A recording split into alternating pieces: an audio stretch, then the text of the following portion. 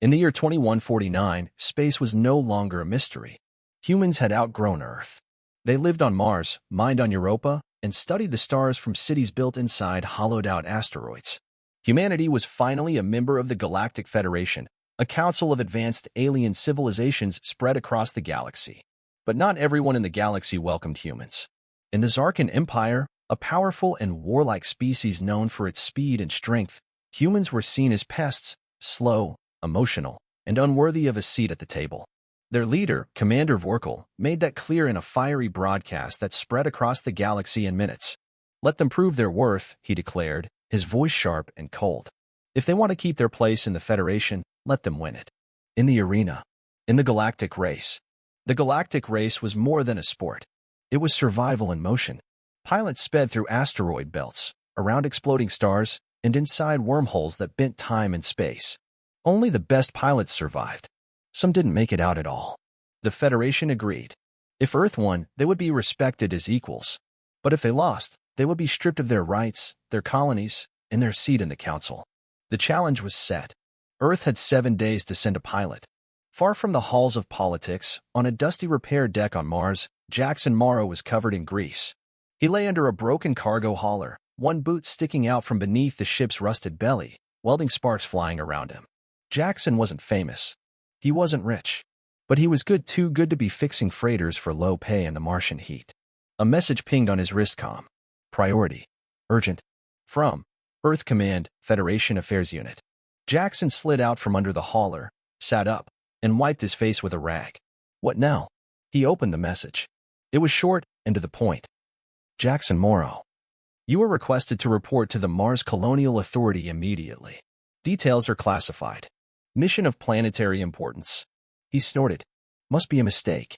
But when 2 armored shuttles landed outside the hangar 10 minutes later, Jackson realized it wasn't. Inside the sleek, silent command room, 3 officials waited. Their faces were tight with stress.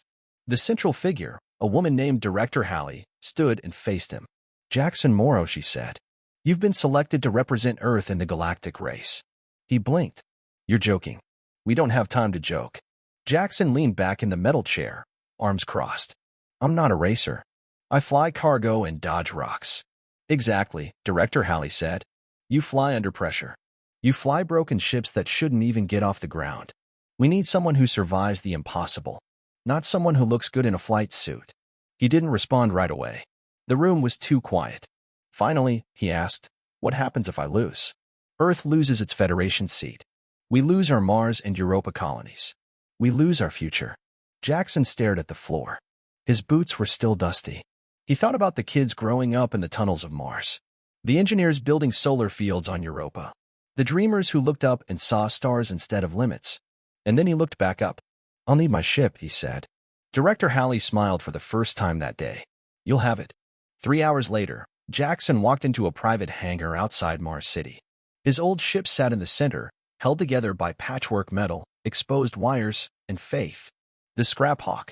It was ugly. It was fast. It was his. He placed his hand on the hull, feeling the cool surface beneath his palm. We're going to war, he whispered. A fast one. And far above him, in the dark skies beyond Mars, the alien pilots were already watching. Waiting. The journey from Mars to Saturn took only 4 hours in a Federation jump shuttle, but for Jackson Morrow, it felt like years. He sat alone in the back, arms crossed, his mind racing faster than the ship. It wasn't fear. He'd flown through collapsing asteroid belts and solar storms before. But this was different. This time, the whole planet was counting on him. He wasn't a champion. He wasn't a soldier. He was a cargo pilot with a ship held together by bolts and stubbornness. And yet, here he was, Earth's only hope in the most dangerous race in the galaxy. When the shuttle docked, Jackson looked out the side viewport. Orbiting Saturn was a giant metal ring stretching hundreds of miles, the intergalactic race arena, built by a long-extinct alien species. Its surface shimmered with glowing race skates, magnetic track lines, and platforms the size of cities. Pilots from every corner of the galaxy had gathered here. Each one had a ship that looked like it had been forged from starlight itself, sleek, fast, perfect. And Jackson's ship was a pile of spare parts. He stepped out onto the arrival platform. Alien crews bustled around, adjusting shields, loading fuel, polishing hulls. Bright banners of the Federation flapped in artificial wind. Giant screens replayed highlights from past races, explosions, close calls, legendary pilots pulling off moves that defied physics. A few alien mechanics spotted Jackson and his ship rolling in behind him on a freighter lift. They laughed. "Is that your entry?" one asked in perfect translated English. "Did you find it in a junkyard?" Jackson didn't answer. He just walked past them and toward his bay. Inside the assigned hangar, a small crew was already waiting. Earth support team. A young woman in a jumpsuit was tightening bolts on a diagnostic frame. She had short hair, goggles, and a no-nonsense glare. "About time," she said. "You're Jackson?"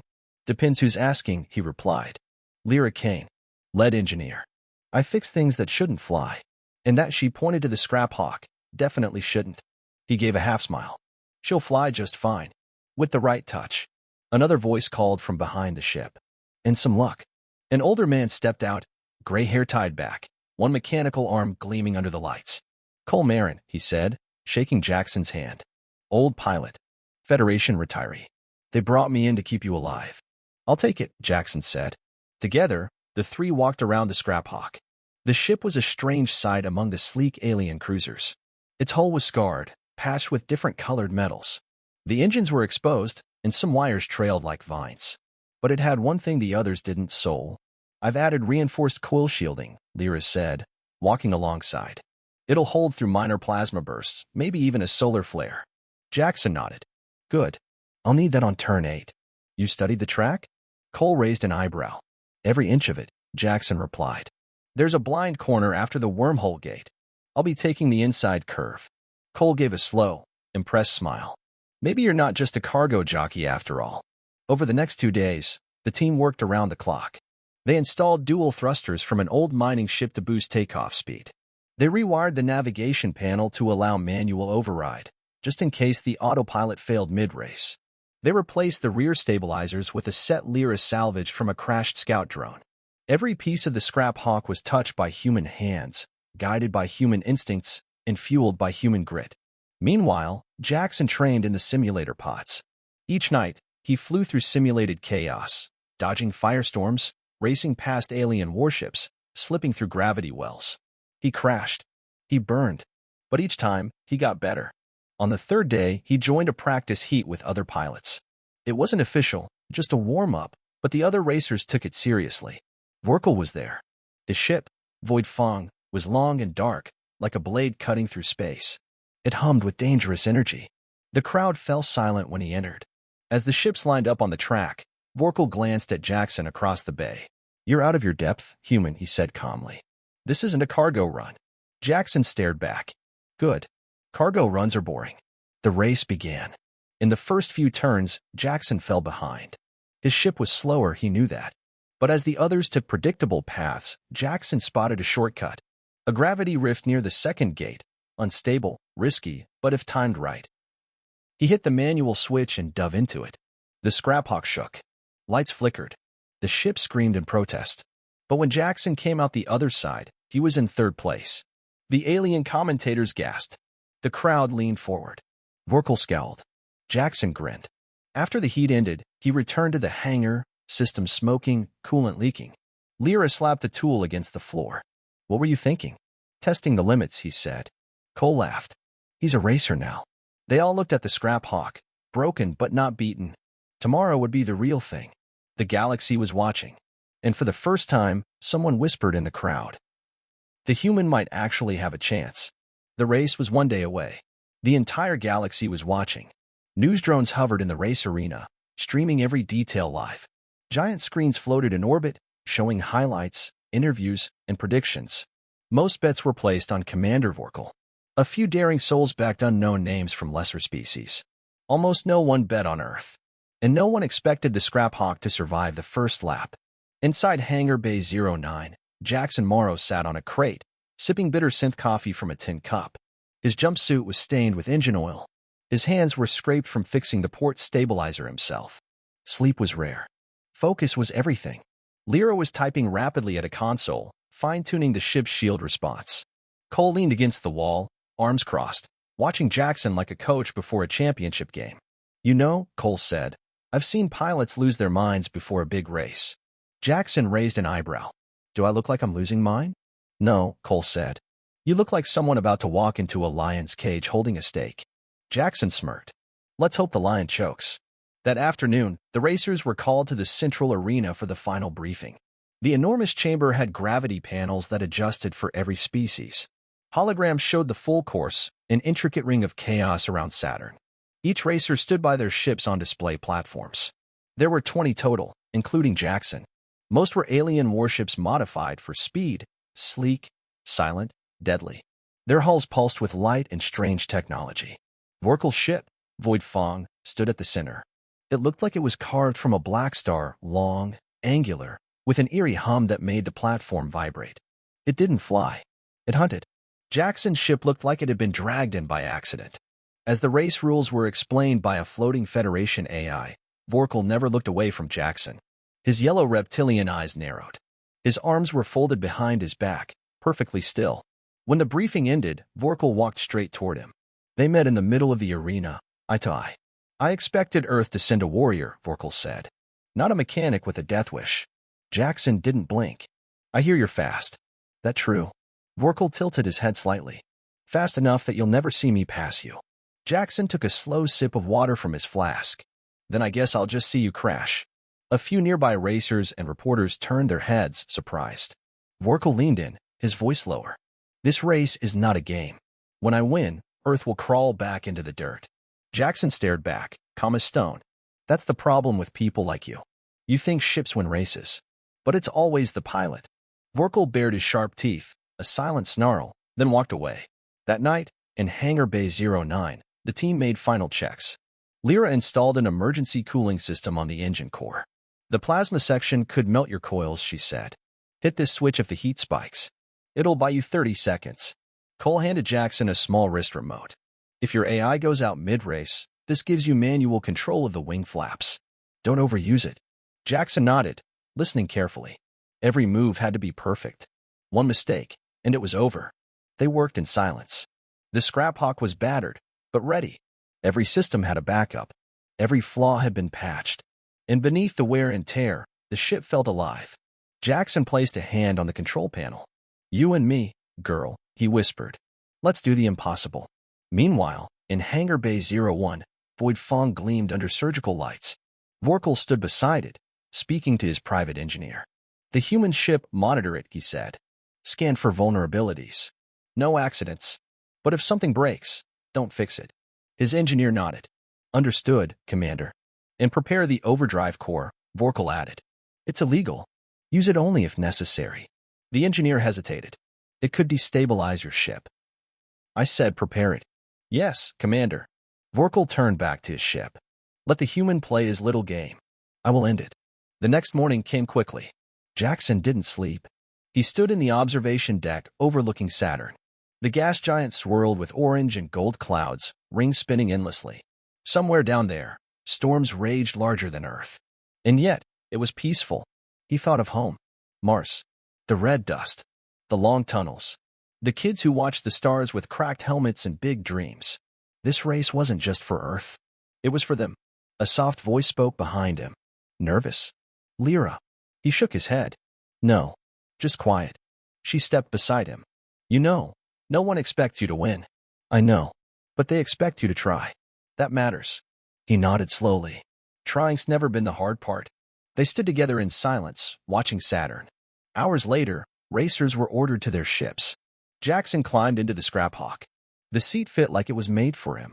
He powered up the core, lights flickered, systems hummed, and the dashboard glowed with green.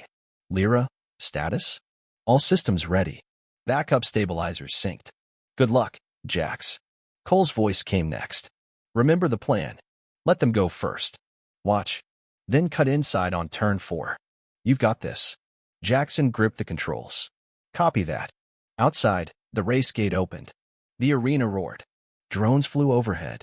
The track shimmered with light. 20 ships lined up. Jackson looked left. Vorkel was beside him, already locked in, staring straight ahead. The countdown began. 10, 9, 8. Jackson exhaled slowly. 7, 6, 5. He whispered under his breath. Let's make history. 4. 3, 2, 1, go. Engines screamed to life, and the galactic race had begun. The starting gates vanished in a flash of light, and 20 ships burst forward like bullets across the stars. The galactic race had officially begun, and the crowd erupted into a frenzy. Commentators shouted in dozens of alien languages. Spectators on distant planets, moons, and space stations leaned in closer to their screens. The track around Saturn shimmered with hazard zones and gravitational traps. This was no simple course. It was a test of instinct, nerves, and survival. Jackson Morrow, piloting the Scraphawk, was dead last at launch. Not a surprise. His ship didn't have launch boosters. It wasn't built for sudden acceleration. It was built for endurance, for clever moves, and for second chances. While the other racers screamed ahead, Jackson stayed steady, watching. "Let them burn early," he muttered. The first section of the track curved along Saturn's rings, a narrow, high-speed strip with shifting magnetic poles. Ships darted left and right like birds in a storm, weaving between debris and light panels. Up ahead, Vorkel's Void Fong led the pack effortlessly. Its black hull shimmered as it zipped through space like a shadow, silent and deadly. He wasn't just fast, he was precise. Every turn, every move, every speed burst was flawless. Jackson stayed close to the edge, riding the magnetic strip's side path. It was longer, but safer. He knew better than to dive in headfirst without reading the room. Cole's voice crackled in his headset. "You're holding position smart. You're in 19th place now. Stay sharp." "I'm watching their lines," Jackson replied. "They're following the leader. Same patterns. They're predictable. Then make your move soon. Next zone's a mess." The racers hit Zone 2, an asteroid canyon. Here, the course narrowed sharply, leading them through a dense belt of fast-moving rocks. Speed wasn't enough. It required reflexes and calm nerves. Jackson took a deep breath. He angled the Scraphawk down into the canyon, his fingers dancing across the manual controls. His eyes scanned every meter ahead, calculating distance, spin, and rock speed. Around him, alien ships used advanced auto-navigation to dodge. But Jackson didn't trust AIs for this. He flew by hand. A rock spun toward him. He rolled left. Another smashed across the path. He dove under it. Sparks flew. Metal scraped. But he stayed on course. Two racers collided above him. One exploded into fire and debris.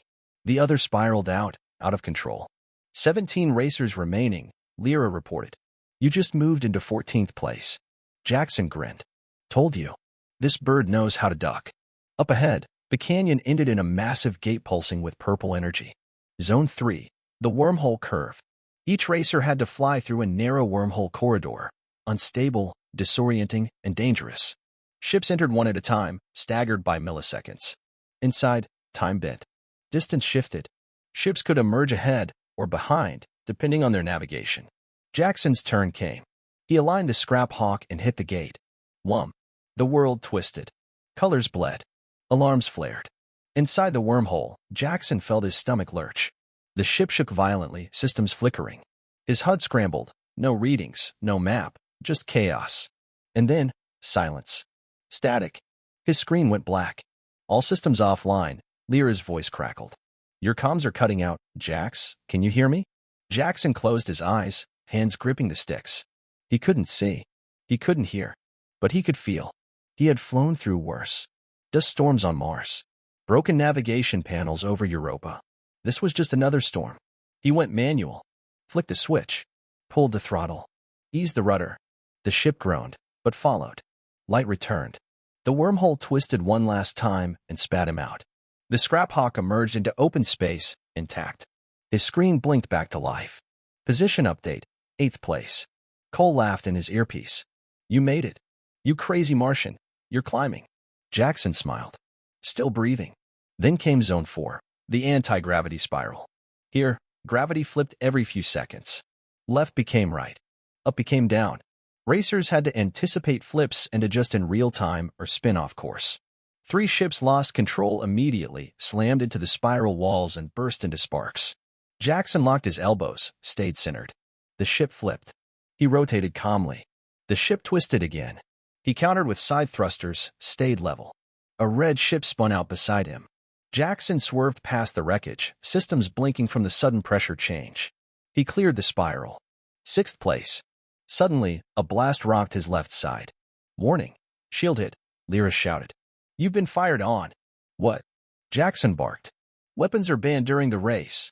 Illegal tech, Cole growled. It's Vorkal.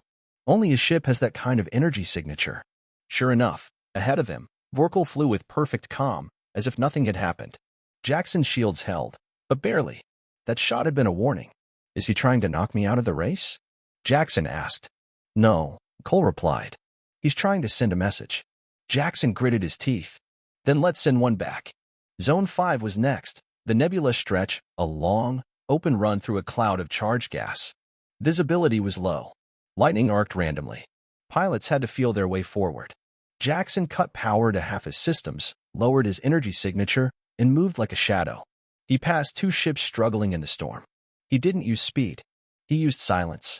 He came out of the nebula just behind Vorkal. Second place. The crowd watching across the galaxy lost their minds.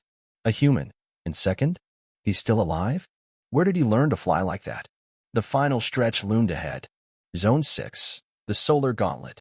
A stretch of track close to Saturn's outer rings, right where solar winds surged strongest. Plasma storms flashed along the route, burning hot. No shields could hold for long. Vorkal charged in confidently. Jackson stayed back, calculating. Lyra's voice echoed, tense. You can't go in raw, Jax. The hull won't survive. Activating the cooling system, he said, flipping the emergency toggle she installed. Cold gas surged through the outer plating. He plunged in. Fire surrounded him. The hull glowed red. The heat meter climbed. 85%. 92%. 97%. Then he burst through the storm, still flying. Vorkal was just ahead. The final gate sparkled at the end of the track. 1 mile to go. Jackson pushed the Scraphawk hard. Engine screamed. Metal strained. Vorkal looked back, and for the first time, his eyes widened. He activated his illegal overdrive. Void Fong jolted forward, but sparks burst from the rear. Systems failing. Vorkal had gone too far. His ship twisted, began to spin.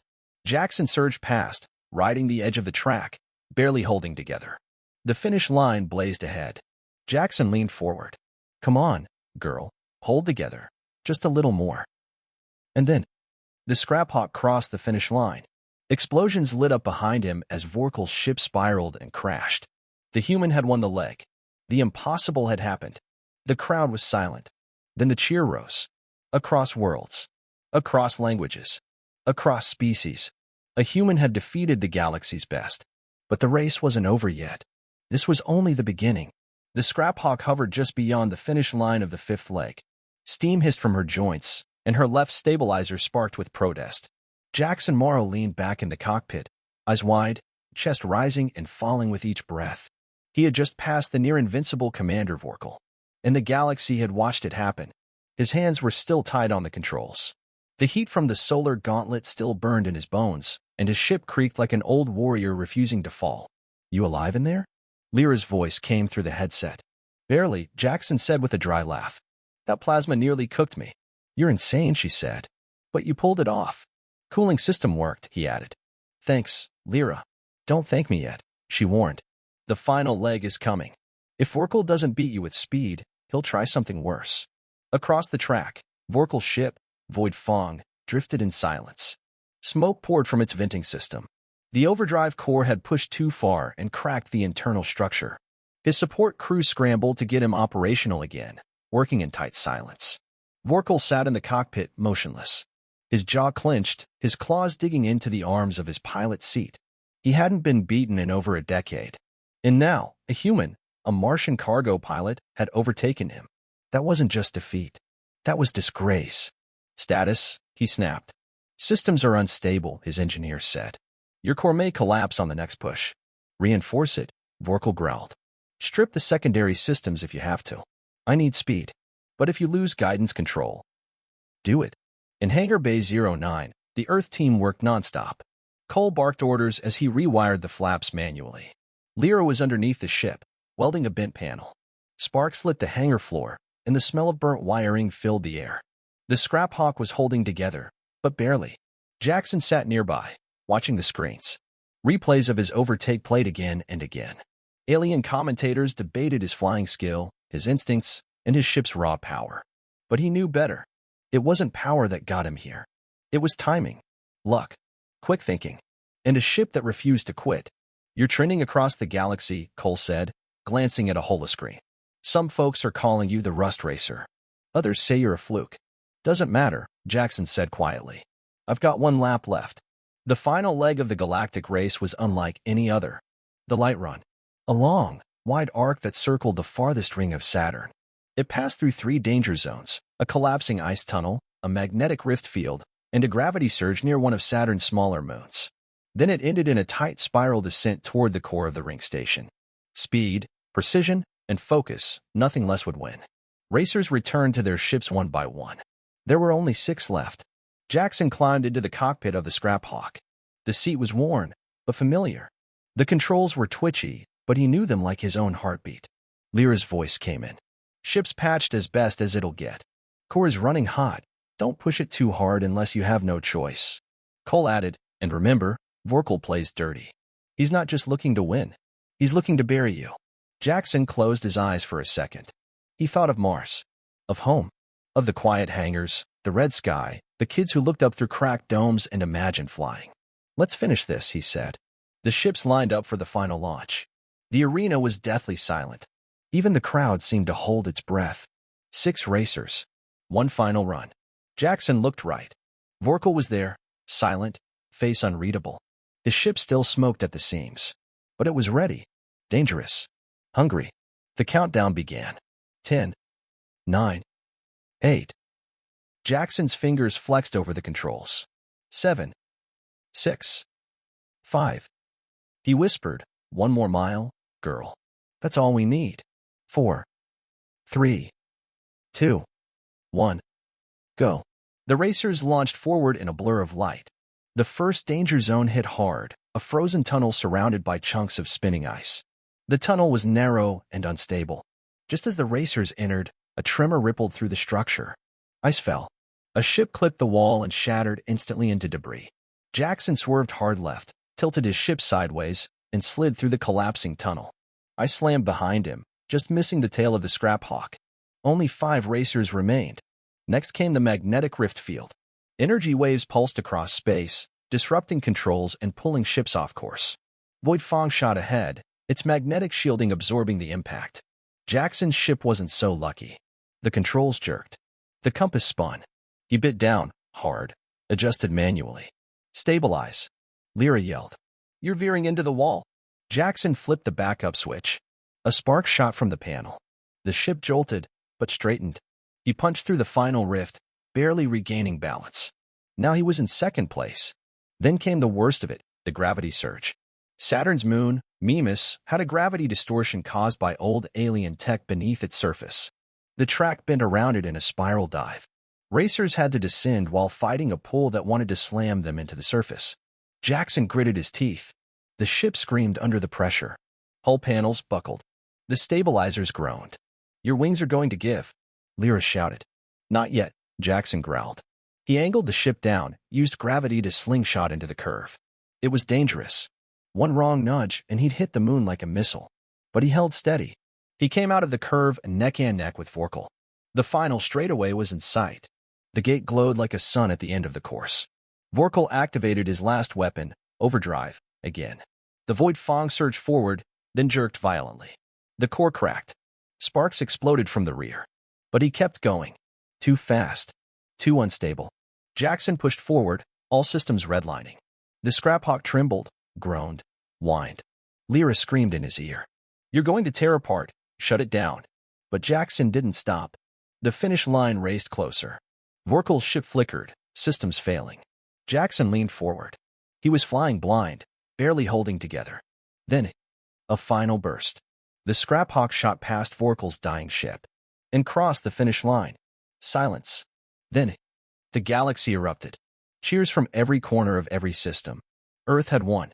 Jackson let go of the controls, his hands shaking. Smoke filled the cabin. Systems failing. But he smiled. He had done it. They had done it. Jackson Morrow stepped out of the cockpit slowly, 1 foot at a time. His body ached. His flight suit was soaked with sweat. The Scrap Hawk is behind him, engines cooling, steam rising from cracked panels. Around him, the platform buzzed with disbelief. Federation officials, media drones, spectators, Everyone was frozen in stunned silence. Then, like a delayed thunderclap, the cheers exploded. The entire arena came alive. Lights flashed. Voices roared. The galaxy had witnessed what no one thought possible. A human, an underdog in a patched-up ship, had beaten the most advanced racers in existence. He had outrun death itself. He had beaten Vorkal. From across the platform, Vorkal climbed out of the wreckage of Void Fong, his face dark with fury. His ship was still sparking, the overdrive core smoking heavily behind him. His breathing was sharp. His pride was shattered. For the first time in his career, he was not a victor. He was second. The Federation judge hovered toward the center of the podium, a silvery android with blue light eyes and a booming voice that echoed across the ring. The galactic race is complete, it announced. The winner, Jackson Morrow of Earth. The crowd roared again. Jackson blinked under the bright lights. Reporters swarmed. Holocameras zoomed in. Microphones floated to his face. Jackson, how did you beat the Zarkan Empire's champion? Is it true your ship wasn't Federation certified? Was this planned? Was it luck? Jackson raised one hand. They quieted. He looked directly into the nearest camera. I didn't win because I had the best ship, he said. I won because I flew the only way humans know how. With what I had. The rest? That was just guts and a good team. Lyra and Cole stood in the background, grinning ear to ear.